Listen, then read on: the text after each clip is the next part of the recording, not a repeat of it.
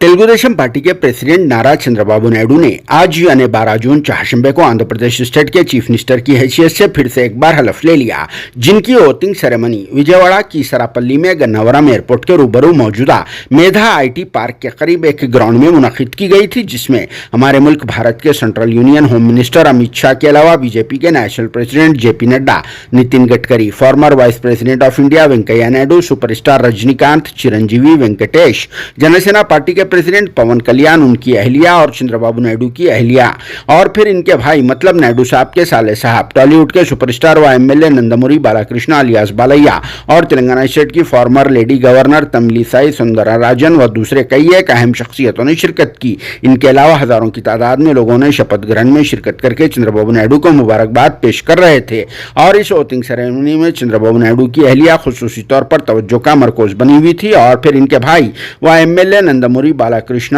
Alias Balayya ने अपने बहन भाई यानी नायडू साहब के फिर से एक बार चीफ मिनिस्टर बनने पर मुबारकबाद पेश करते हुए खुशी के आलम में अपनी बहन को गले भी लगा लिया। तो चलिए इस मौके पर पेश है यहाँ के कुछ मनाजिर, जहाँ पर इस ओथिंग सेरेमनी में चंद्रबाबू नायडू की कैबिनेट के दूसरे मिनिस्टर्स को भी यहाँ के गवर्नर ने हलफ दिलाया।